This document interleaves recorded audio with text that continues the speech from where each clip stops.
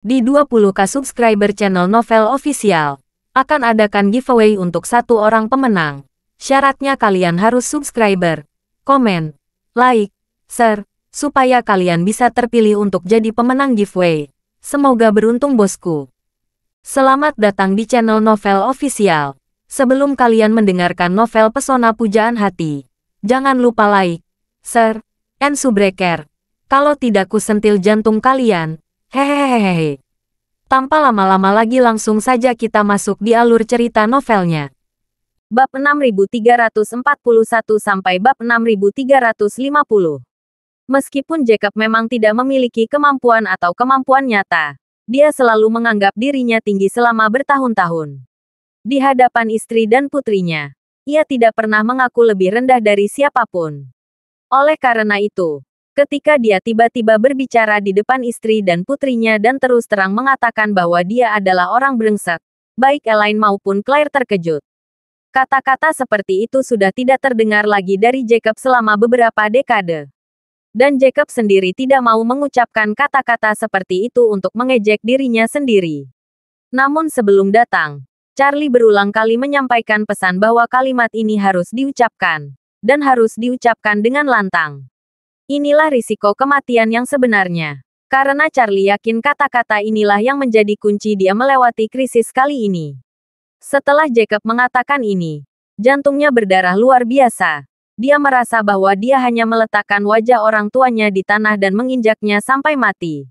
Untuk menghilangkan gambaran Elaine di sana dan mengatakan bahwa dialah orangnya. Omong kosong dan mengatakan bahwa kekasihnya tidak membayangkan mungkin tinggi. Perasaan ini membuatnya sangat sakit dan rendah diri. Tapi dia tahu bahwa tidak ada jalan untuk mundur ketika busur ditembakkan. Matilda sudah melewatkannya. Dan dia tidak akan pernah kehilangan Elaine lagi. Oleh karena itu, ketika Jacob melihat Elaine dan Claire sedikit ngeri, dia hanya bisa menyesuaikan mentalitasnya. Lalu letakkan gigi dan melanjutkan. Seseorang yang berada di ketinggian Matilda hanya melihat saya sebagai tanah. Bagaimana bisa orang bodoh sepertiku mempunyai motif tersembunyi saat aku menutup hidung dan mengambil jalan memutar? Setelah mengatakan itu, dia melihat ke arah Elaine dan melanjutkan. Sayang, tidak mungkin di dunia ini orang bodoh seperti itu bisa. Kalau kamu tidak menyukaiku, siapa lagi yang mau? Tidak ada orang lain yang menyukaiku. Jadi bagaimana aku bisa menyelamatkanmu? Elaine melihat ekspresi mencela diri sendiri dan sedih Jacob. Ditambah dengan raut wajahnya. Melihat bekas darah tergores olehnya, dia sepenuhnya mempercayai kata-kata Charlie di dalam hatinya. Saat ini, dia tiba-tiba merasa bersalah dan tertekan pada Jacob. Ternyata Jacob merahasiakannya karena tidak ingin dirangsang oleh Matilda. Dan setelah mendengarkan kata-kata Charlie, dia juga tahu bahwa jarak antara dirinya dan Matilda terlalu besar. Jika dia benar-benar bertemu, dia mungkin tidak akan bisa pulih dalam 10 tahun. Melihat wajah Jacob yang tercakar berkeping-keping olehnya, dia merasa semakin bersalah. Dan keseimbangan di hatinya benar-benar terbalik. Dia menatap Jacob yang mencela diri sendiri dengan mata merah dan mengamati. Suamiku, ketika aku bertanya padamu di dalam mobil, kenapa kamu tidak mengatakan yang sebenarnya? Jika kamu mengatakan yang sebenarnya, bagaimana aku bisa melawan kamu? Ketika Jacob mendengar ini, dia merasa lega di hati dan tidak bisa menahan diri untuk tidak menghela napas. Apa-apaan ini? Kalau aku memiliki otak dan kefasihan seperti Charlie dan dapat memikirkan hal yang berputar seperti itu, tentu saja aku akan mengikutinya. Kalau kamu memberitahu aku tidak akan berdetak sampai berkeping-keping oleh kamu. Namun, dia berkata dengan emosi, "Hei, saya masih tidak ingin kamu mengetahui hal-hal ini. Kita semua orang biasa. Bagaimana kita bisa seperti orang sukses lainnya? Rasio miliarder. Jadi saya harap kamu tidak mengetahui hal-hal ini dalam hidupmu. Agar kamu tidak kesal, mentalitas rusak, dan menjalani hidup sendiri dengan sikap yang membumi." Setelah itu, dia berkata dengan sedikit lega, "Apa yang baru saja dikatakan Charlie benar. Faktanya, saya sama sekali tidak layak untuk wanita seperti Matilda. Dia dan saya bahkan bukan dari dunia yang sama sekali. Saya hanyalah seorang lelaki tua biasa yang tidak berguna yang tidak memiliki kemampuan atau level dan suka kemana-mana. Seorang pecundang tua yang suka pamer dan peduli pada wajah. Kamu curiga saya telah menipu kamu. Saya juga ingin berterima kasih karena telah sangat memikirkanku. Jika ada orang lain yang mendengar tentang ini, mereka mungkin akan bertanya padaku, Jacob, apakah kamu layak? Setelah itu, dia melihat ke arah Elaine dan bertanya, istriku, aku juga ingin mengucapkan terima kasih. Di mata orang lain, saya adalah pecundang, sampah, dan sampah. Di matamu, saya telah menjadi orang yang tidak bisa menghasilkan banyak uang. Seorang wanita kaya miliarder melakukan perjalanan ribuan mil untuk menghidupkan kembali hubungan lama dengan bajingan, istriku. Kamu mungkin satu-satunya di dunia ini yang menganggapku begitu tinggi dan memperlakukanku seperti harta karun.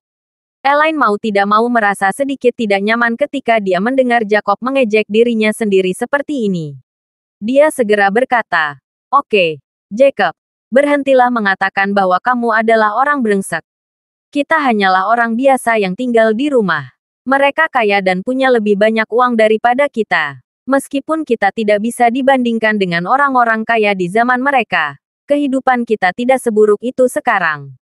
Saya memiliki kesadaran diri untuk mengetahui bahwa saya tidak bisa dibandingkan dengannya dalam segala aspek.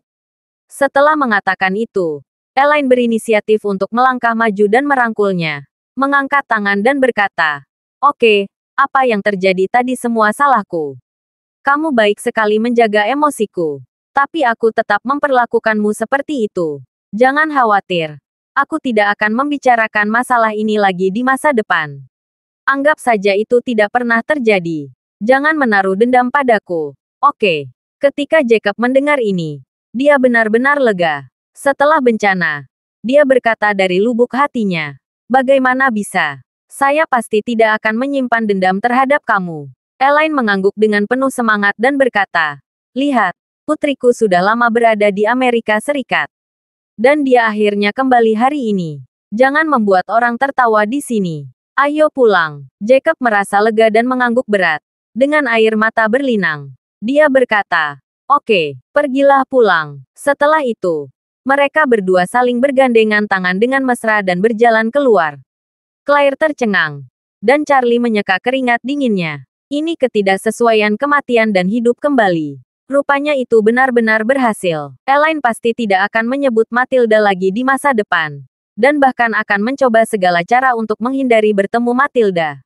Dengan cara ini, apa yang dia katakan tidak akan berputar. Claire di samping sadar dan berkata dengan suara rendah, suamiku, kamu luar biasa. Ini bisa membuatmu bahagia. Charlie mencibir. Aku tidak bisa menahannya. Demi keharmonisan keluarga. Aku malu. Tidak lagi. Claire memegang lengannya dan berkata dengan gembira. Korbankan diri kecil untuk mencapai diri yang lebih besar. Suamiku, kamu telah melakukan pekerjaan dengan baik. Pada saat ini, polisi lalu lintas di luar melihat dua orang itu yang baru saja bekerja keras dan keluar sambil berpegangan tangan. Semua orang menggosok mata mereka karena tidak percaya. Polisi lalu lintas yang menangani kasus ini bertanya, kalian berdua tidak akan bertengkar lagi. Elaine dengan cepat menenangkan kepalanya dan berkata, jika kami berkelahi lagi, kami akan menimbulkan masalah pada rekan-rekan polisi lalu lintas. Setelah mengatakan itu, dia memberi hormat yang jarang kepada orang lain. Dia membungkuk. Jacob juga berkata dengan cepat, kamerat polisi lalu lintas, jangan khawatir. Saya tidak akan pernah berhenti di jalan raya lagi. Polisi lalu lintas itu mengangguk dan berkata, selama Anda tahu, Anda hanya memiliki 3 titik tersisa di pengemudi Anda. Sim, tenang saja. Jika Anda tidak memiliki gesper, Anda harus belajar. Jacob mengangguk berulang kali. Jangan khawatir. Saya akan dengan ketat mematuhi undang-undang lalu melintasi jalan di masa depan dan tidak akan menimbulkan masalah apapun dan merepotkan kalian. Sebuah keluarga beranggotakan 4 orang meninggalkan kantor polisi lalu lintas satu demi satu. Charlie memindahkan barang bawaan Claire. Setelah masuk ke dalam mobil, Elaine berkata, menantu yang baik, kembali dan mengemudi. Minta ayahmu beristirahat di belakang. Charlie mengangguk dan duduk di barisan depan bersama Claire. Sementara Jacob dan Elaine duduk di barisan belakang. Saat mobil melaju keluar, Charlie melihat di kaca spion. Elaine menyentuh luka di wajah Jacob dengan ekspresi tertekan. Dia berbisik, sayang, Apakah sakit? Maafkan aku. Jacob sangat tersentuh di dalam hatinya. Selain itu, apa yang dia katakan membuatnya tadi benar-benar kehilangan rasa superioritas yang sebelumnya tidak dapat dijelaskan.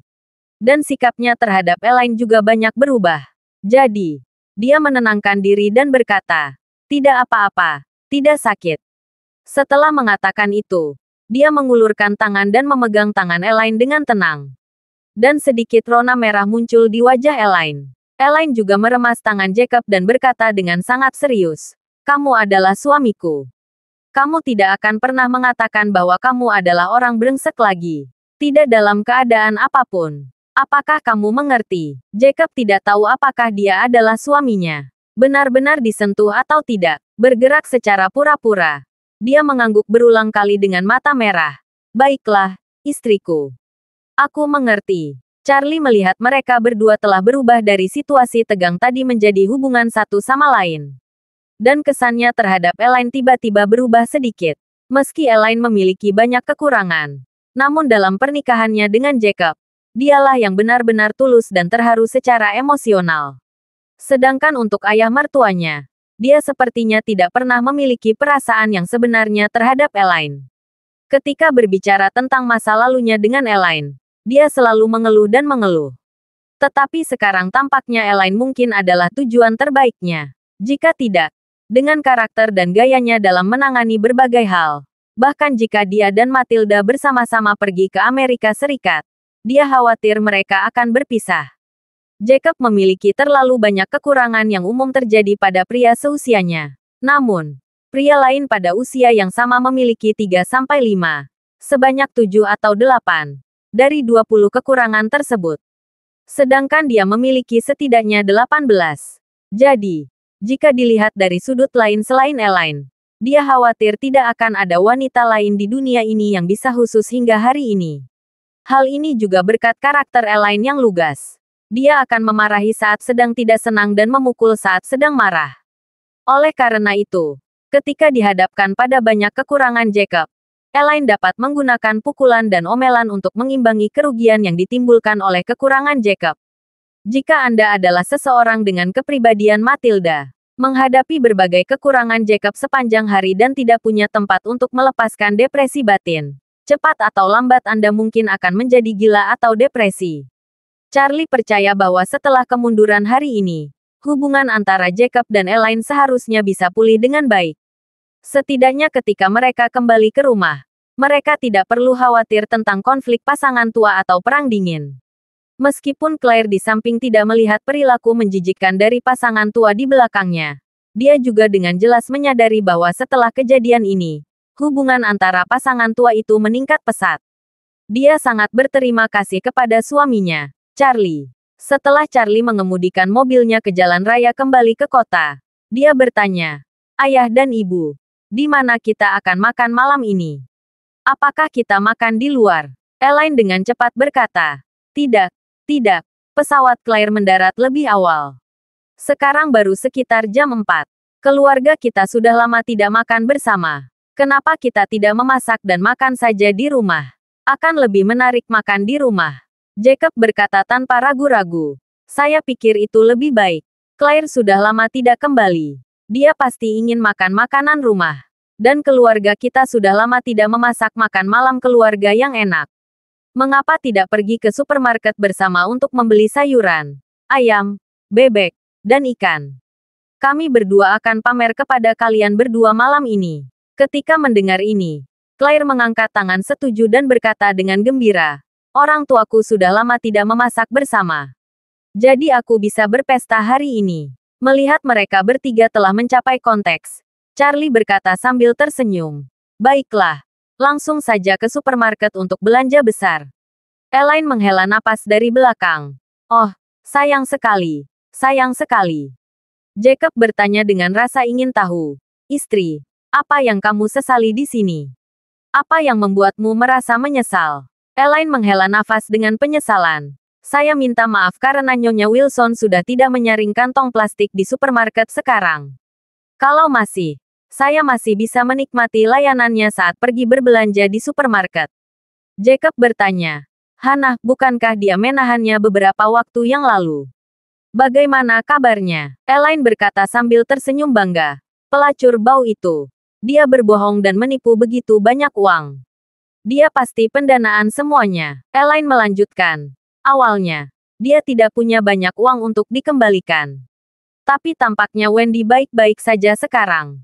Perusahaan etiket yang dia jalankan semakin besar. Namun, dia sedikit membantu Hana. Mereka kekurangan uang. Mereka hampir tidak bisa menebusnya. Jacob bertanya padanya. Jika kita mengisi semua lubang, apakah semuanya akan baik-baik saja? Elaine berkata. Saya mendengar seorang kakak perempuan mengucapkan 2 hari yang lalu. Ada dokumen tentang Hana yang menyatakan bahwa dia tidak akan ditangkap atau dia dili akan segera disetujui. Dan dia diberitahu bahwa dia bisa pulang setelah disetujui. Charlie berkata. Seharusnya menjadi keputusan untuk tidak menuntut. Elaine mengangguk berulang kali dan berkata, ya, itu namanya. Setelah mengatakan itu, dia menghela napas dengan sedikit ketidakpuasan. Wanita jalang bau Hana ini benar-benar murah. Sudah waktunya untuk menangkapnya dan menghukumnya 10 atau 8 tahun. Jacob hanya bisa menghela nafas. Baiklah, istriku. Meskipun ibu dan keluarga kakak laki-laki tertuaku telah melakukan banyak hal yang berlebihan, hidup mereka cukup menyedot sekarang.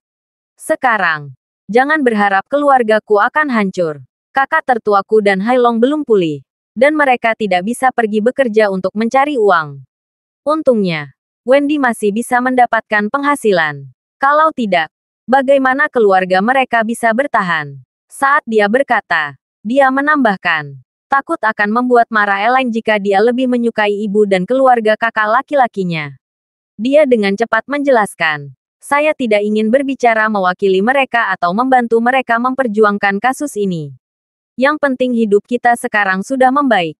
Jadi jangan berharap orang lain semakin buruk. Semakin buruk.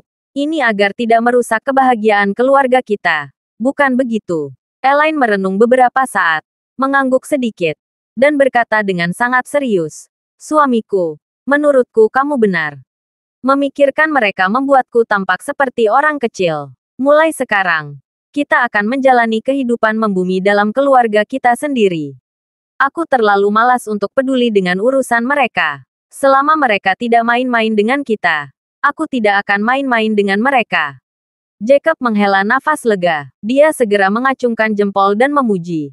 Pola istriku benar-benar dimanfaatkan. Elaine berkata dengan rasa malu yang jarang terjadi. Oh, aku malu memintamu mengatakan apapun. Setelah mengatakan itu, Elaine menambahkan, hari ini aku harus membeli makanan dan memasak untuk putriku. Bagaimana kalau begini? Aku akan melakukannya besok pagi. Biarkan saja semua topi hijau yang tergantung di balkon dan buang. Dan aku tidak akan pernah marah pada Christopher lagi.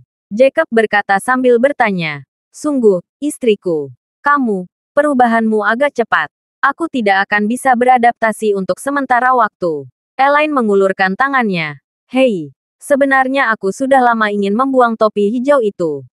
Rasanya tidak enak jika digantung di balkon. Tapi aku masih sedikit marah sebelumnya. Jadi aku tidak melepasnya. Karena kamu berkata sekarang, jangan seperti mereka di masa depan. Aku tidak akan marah pada mereka.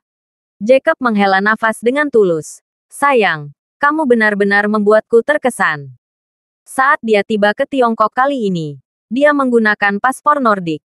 Setelah tiba di Tiongkok, dia dapat terus menggunakan identitas Raymond. Charlie telah meminta Emmet, yang memiliki tangan dan mata yang bagus, untuk membantu menyelesaikan urusan rumah tangga masalah identitas.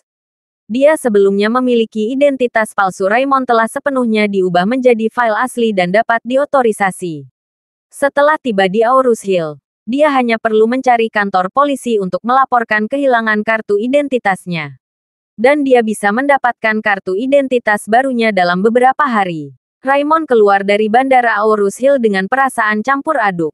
Dia sebelumnya menolak tawaran Charlie untuk menyambutnya. Di satu sisi, dia tidak ingin menimbulkan masalah bagi Charlie. Dan di sisi lain, dia juga berharap bisa memulai kembali di Aurus Hill tanpa meninggalkan bahaya yang tersembunyi. Maka, dia segera menghentikan taksi dan ke jalan antik Aurus Hill berniat mengunjungi kembali tempat lamanya. Dia bukan dari Aurus Hill, dan telah tinggal di luar negeri sejak dia masih kecil. Untuk membawa buku apokaliptik kepada Charlie, dia datang ke Aurus Hill untuk tinggal sebentar.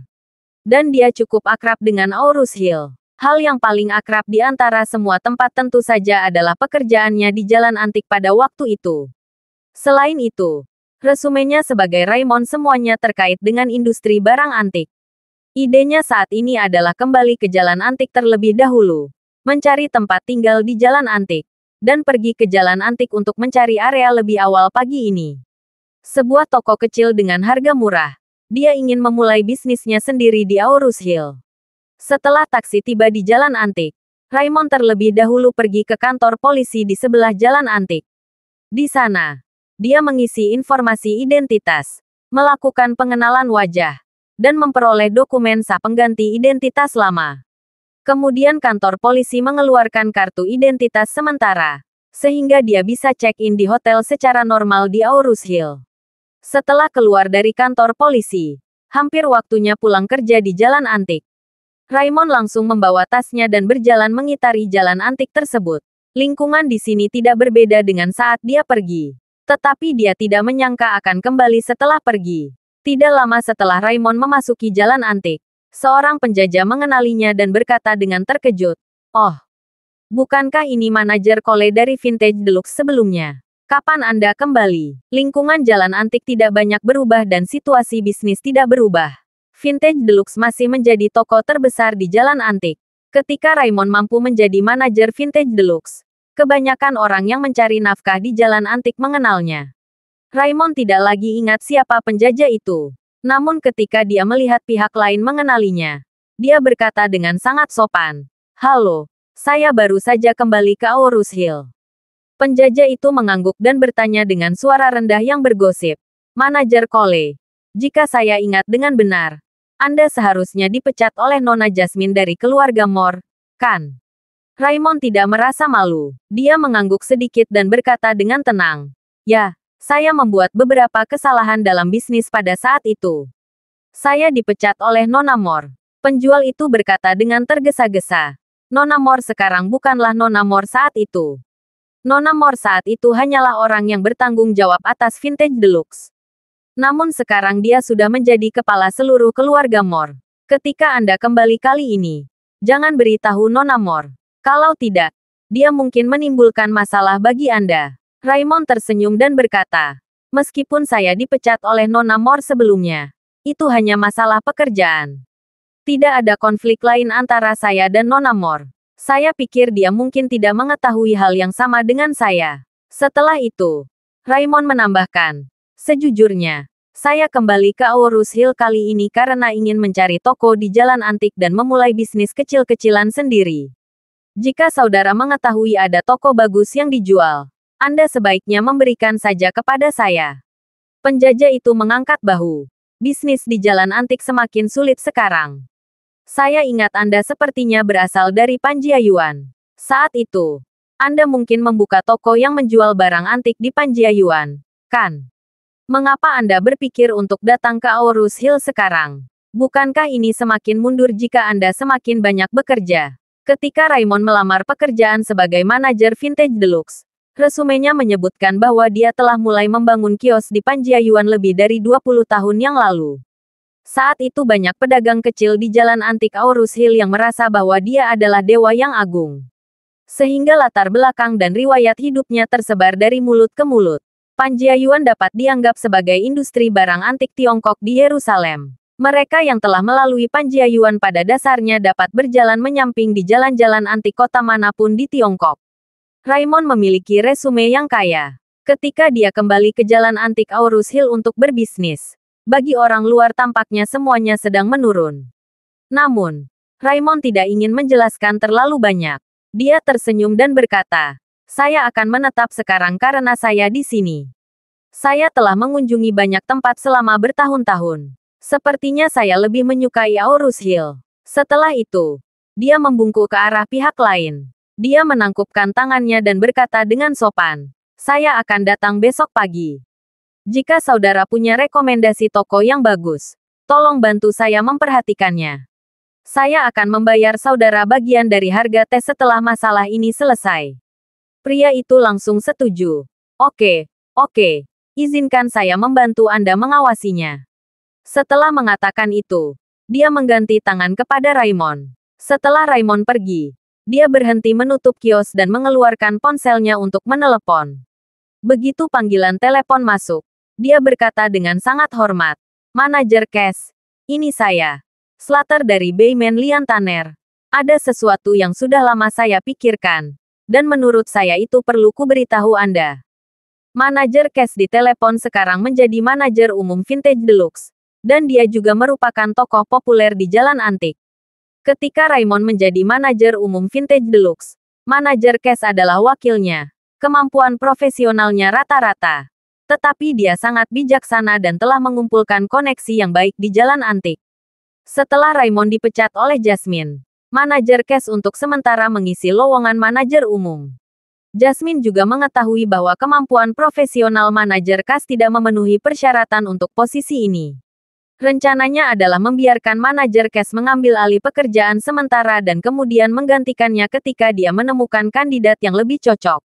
Sehingga posisinya saat itu diubah dari wakil manajer menjadi jabatan manajer umum. Namun, hubungan Jasmine dengan Charlie menjadi semakin dekat. Berkat bantuan Charlie, status dan kekuatan dalam keluarga Moore terus meningkat seperti roket. Dan bisnis Vintage Deluxe menjadi semakin penting. Jasmine tidak peduli lagi. Saat ini, Jasmine telah menjadi kepala seluruh keluarga Moore dan jurumudi keluarga yang bernilai ratusan miliar yuan. Tentu saja, bisnis sampingan kecil seperti Vintage Deluxe bahkan menjadi lebih kecil lagi. Dia tidak mengeluarkan lebih banyak energi pada Vintage Deluxe. Pemiliknya tidak terlalu memperhatikan bisnis ini. Jadi manajer Cash secara bertahap melepaskan topinya sebagai jabatan manajer umum dan menjadi manajer umum yang sebenarnya. Di industri barang antik Aurus Hill, Vintage Deluxe adalah kakak laki-laki yang layak. Dan manajer Cash adalah pembicara di sini.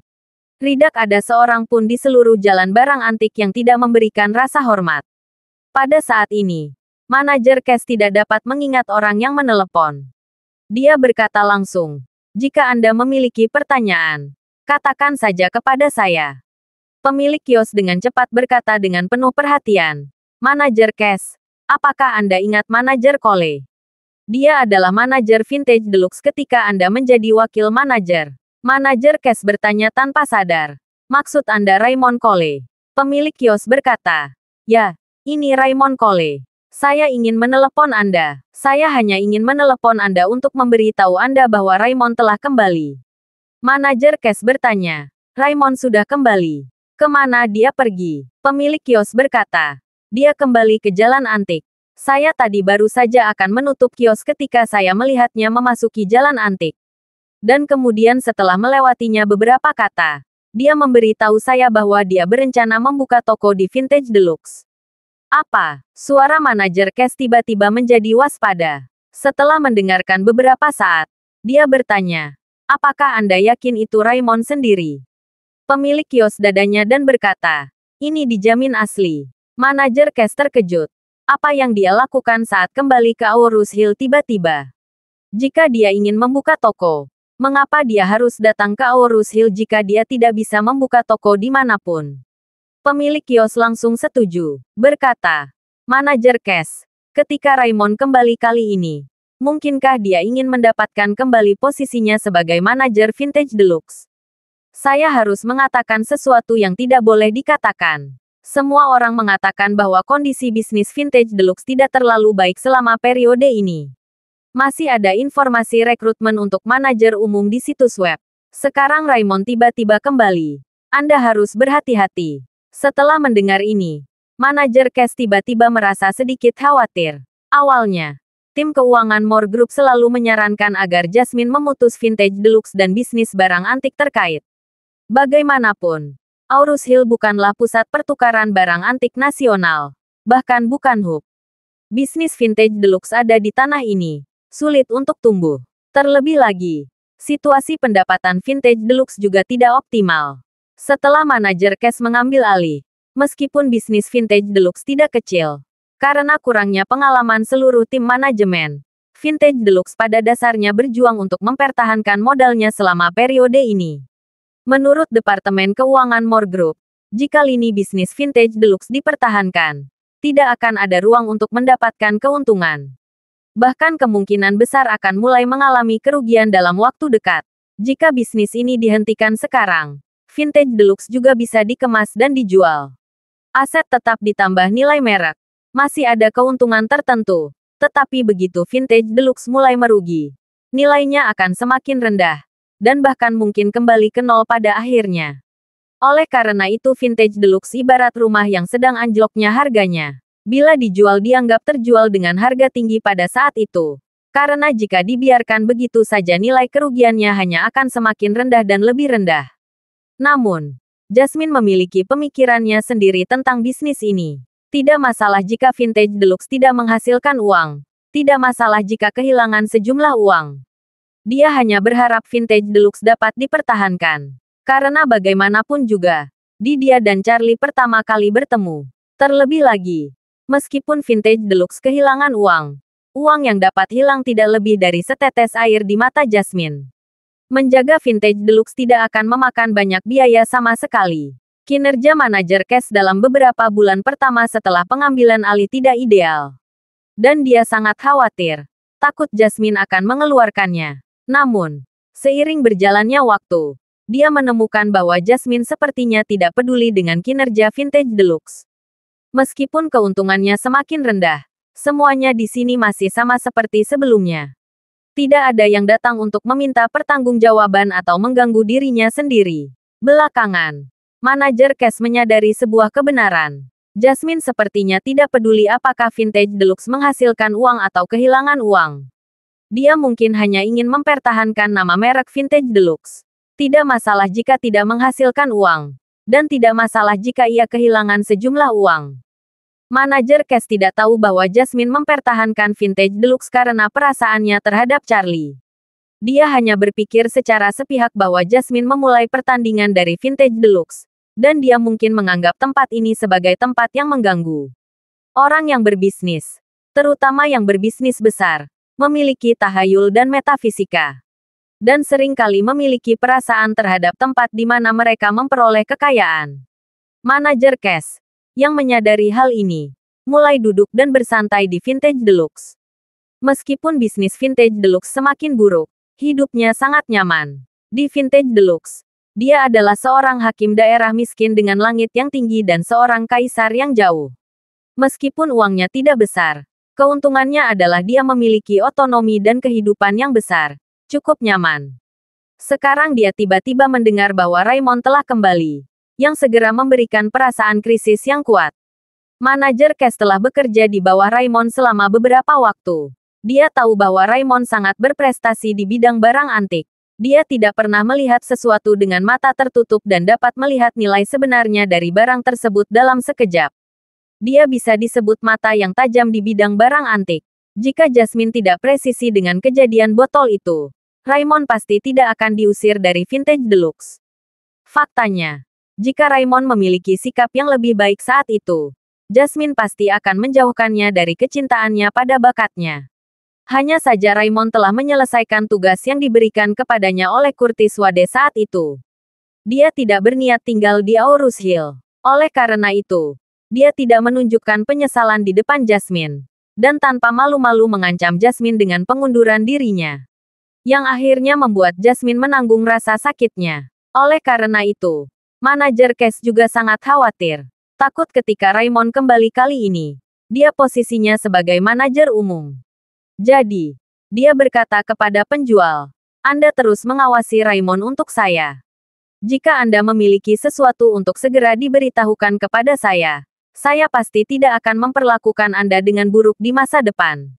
Penjual itu segera berkata, Oke, manajer cash, jangan khawatir. Jika terjadi sesuatu, saya akan memberitahu Anda sesegera mungkin. Setelah menutup telepon, manajer cash segera memanggil beberapa orang dari Vintage Deluxe. Orang-orang ini adalah orang kepercayaan yang dia rekrut dan latih setelah mengambil alih Vintage Deluxe. Selama periode ini, manajer cash hanya membuat sedikit kemajuan dalam bisnis. namun telah mencapai pencapaian besar dalam personel. Dia telah menggantikan semua orang yang tidak dapat menuruti kata-katanya. Tinggal beberapa orang yang bekerja bersamanya di Vintage Deluxe. Membuka banyak gudang tikus. Dan mengambil banyak uang dari buku Vintage Deluxe dengan berbagai nama. Cara mereka yang paling umum adalah membeli barang mahal dan menjual barang antik dengan harga murah. Untuk sesuatu yang semula bernilai setengah juta, beberapa dari mereka akan mengeluarkan uang terlebih dahulu untuk mendapatkannya. Lalu mencari rompi dan membawanya ke toko. Di mana mereka kemudian akan membiarkan beberapa dari mereka mengambilnya. Mereka memutuskan untuk mengambil kembali dengan harga 700.000. Dan selisihnya dengan sendirinya akan masuk ke kantong mereka.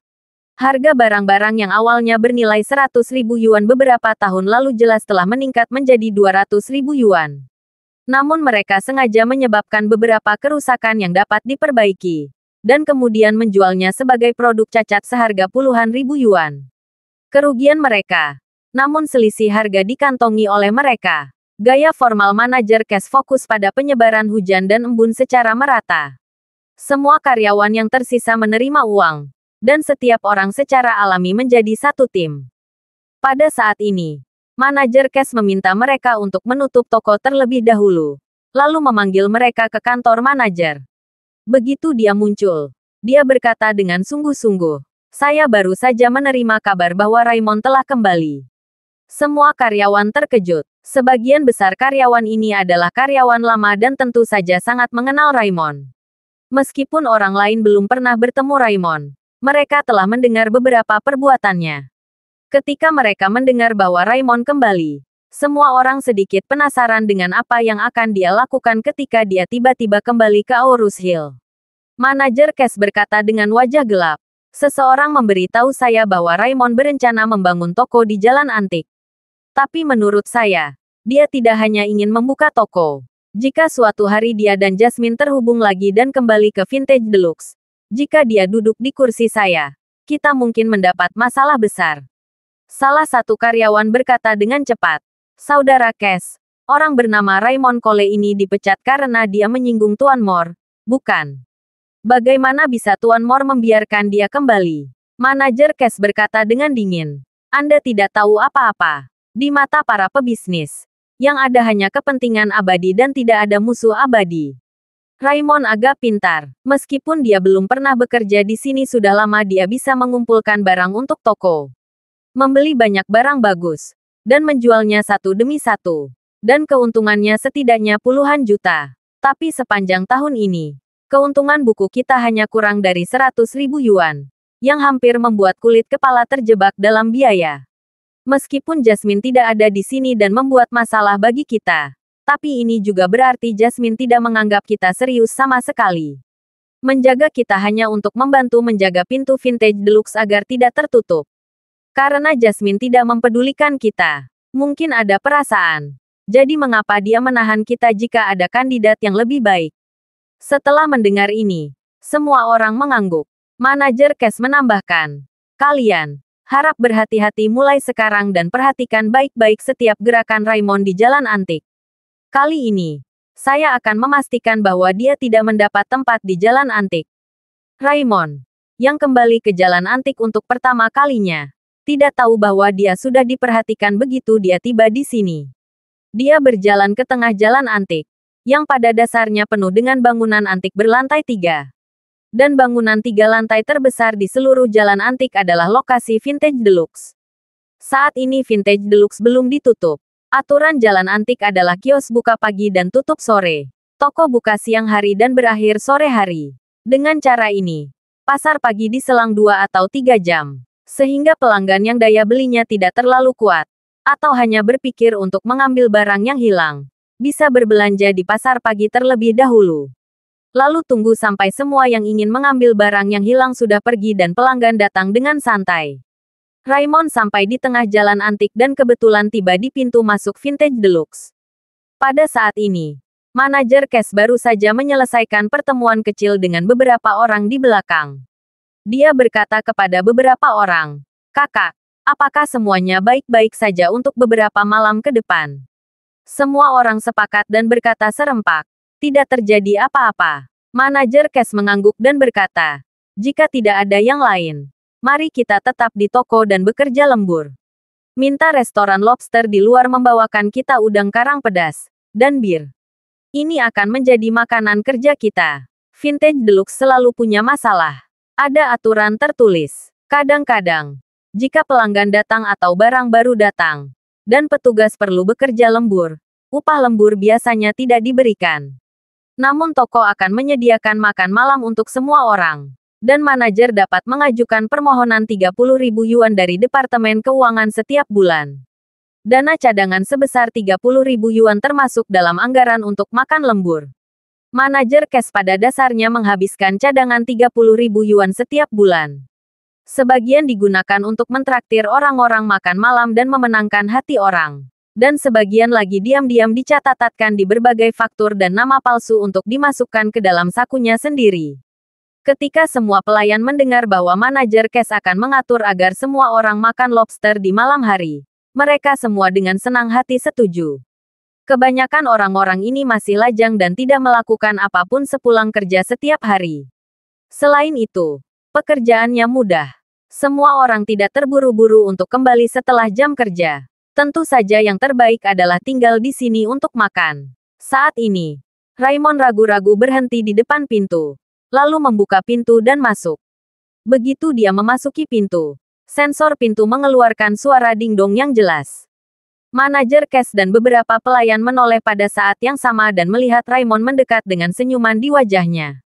Manajer cash menyembunyikannya, lalu dia berpura-pura terkejut, dan berkata sambil tersenyum, "Oh, Manajer Cole, kapan kamu kembali?" Raymond berkata sambil tersenyum, "Saya baru saja tiba hari ini." Setelah itu, dia dengan cepat berkata, "Saya bukan lagi manajer Vintage Deluxe. Tolong jangan panggil saya seperti itu."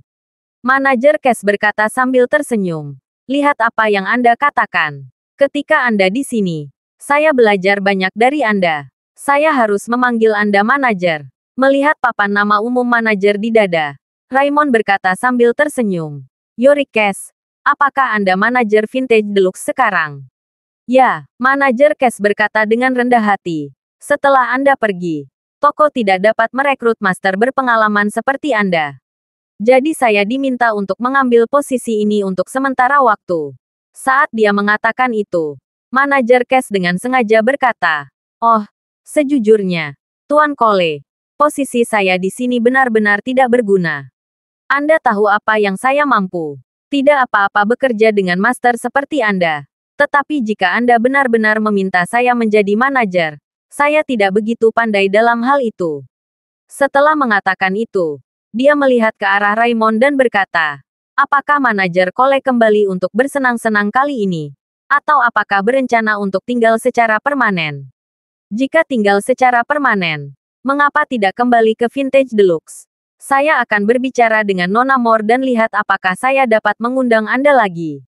Kembalilah dan jadilah manajer umum." Raymond telah tinggal di luar negeri selama bertahun-tahun. Meskipun ia berpengalaman di bidang barang antik, kelicikan interpersonalnya masih jauh dari orang-orang di bidang bisnis dalam negeri. Dia berpikir bahwa apa yang dikatakan manajer cash adalah pemikiran sebenarnya di dalam hatinya. Jadi dia dengan cepat berjabat tangan dan berkata, "Tidak, tidak, tidak, tidak, tidak. Saya tidak punya niat untuk kembali ke Vintage Deluxe ketika saya kembali kali ini." Jadi manajer cash tidak boleh berbicara dengan Nona Moore. Perbedaan dengan manajer cash adalah apa yang dikatakan manajer cash benar-benar berlawanan dengan apa yang dia pikirkan. Sedangkan apa yang dikatakan Raymond sama bertahan dengan apa yang dia pikirkan. Tetapi manajer cash tidak berpikir demikian. Dia merasa Raymond sama seperti dia. Tetapi dia hanya munafik di permukaan. Semakin banyak Raymond mengatakan bahwa dia tidak ingin kembali ke Vintage Deluxe, semakin dia merasa bahwa Raymond mendambakan posisinya ketika dia kembali kali ini. Jadi, dia berpura-pura penasaran dan bertanya, "Apa rencana manajer Cole untuk kembali ke Aurus Hill kali ini?" Raymond berkata dengan jujur, "Saya sedikit lelah karena berkeliaran selama bertahun-tahun. Saya berencana menjalankan bisnis kecil di Aurus Hill. Dan saya mungkin akan melakukannya di jalan antik di masa depan. Saya meminta makanan. Jadi saya datang ke Vintage Deluxe untuk menyapa." Saya berharap manajer Cash akan menjaga saya di jalan antik di Aurus Hill. Manajer Cash mengangguk dan berkata, "Jangan khawatir, Manajer Cole. Jika Anda membutuhkan saya di masa depan, Anda dapat bicara kapan saja. Saya pasti akan membantu Anda jika saya bisa." Setelah itu, dia bertanya lagi kepada Raymond. "Ngomong-ngomong, Manajer Cole, bisnis apa yang ingin Anda lakukan? Apakah itu mainan sastra, kaligrafi dan lukisan, atau porselen dan barang antik?" Raymond berkata, Saya tidak punya banyak persediaan yang ada di tangan. Saya berencana membuka toko dulu untuk mengumpulkan beberapa barang. Setelah menerima sejumlah tertentu, saya akan menjualnya sambil mengumpulkannya. Selain itu, saya punya pengetahuan tentang barang antik dan mainan. Saya juga berencana untuk membuat pekerjaan paruh waktu dalam penilaian harta karun berbayar. Saya dapat menambahnya sampai batas tertentu. Oh, Manajer Cash mengangguk ringan dan berkata sambil tersenyum. "Anda ahli dalam mengumpulkan barang. Dan Anda ahli dalam mengumpulkan barang. Bahkan lebih ahli dalam melihat sesuatu. Dengan mata tajam Anda, pasti bisa melakukan bisnis ini. Saya harap bisnis Anda cepat. Mari kita mulai dan sejahtera." Terima kasih sudah mendengarkan cerita novel Pesona Pujaan Hati. Sampai jumpa di novel selanjutnya.